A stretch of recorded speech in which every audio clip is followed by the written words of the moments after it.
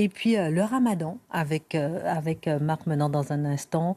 D'abord, sachez que le carême, puisque personne n'en parle, on va en parler, nous, le carême chrétien débute dans 48 heures, mercredi, et s'achèvera samedi saint, le 19 avril. Et personne n'en parle. Et puis maintenant avec Marc Menant, on va parler du ramadan. Alors petite parenthèse, déjà on a appris que le défenseur des droits s'est un peu offusqué de l'absence de repas halal dans certains hôpitaux publics français en disant que c'est une discrimination selon lui.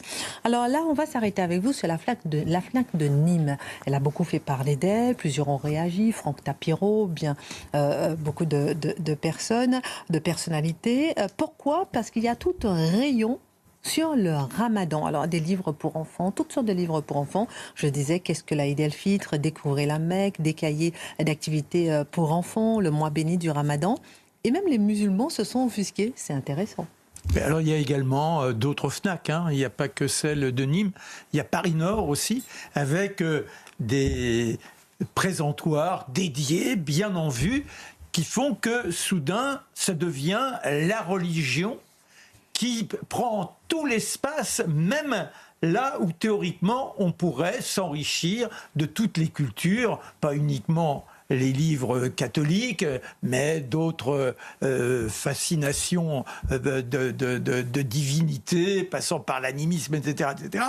Là où la FNAC, théoriquement, devrait être dans l'abondance. Or, par exemple, qu'est Voltaire a essayé de savoir si on pouvait avoir des informations... Boulevard, pardon. Oui, excusez-moi. Ok, j'aimerais bien, on se revoit. Excusez-moi. Le journal de Gabriel Cluzel. Ils ont posé la question, est-ce qu'il y a des livres, par exemple, sur le carême? Ah ben non, il n'y a pas de livre sur le carême, mais là, sur le ramadan. Et alors, forcément...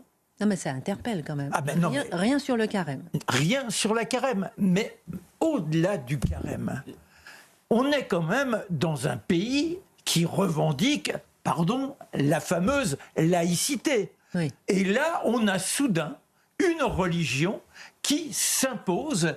Et moi, quand j'étais jeune journaliste, on n'annonçait pas le ramadan. Et la grande modification se fait en 1991. En 1991, on a le PDG de France 2 de l'époque, enfin qui était Antenne 2, Hervé Bourges, que j'ai très bien connu, qui avait d'ailleurs un passé par rapport à l'histoire de l'Algérie, et qui, avec une association qui s'appelle Vive l'Islam, décide de faire une nuit consacrée à la fin du Ramadan. Oui. Et c'est de ce défi-là, je dirais,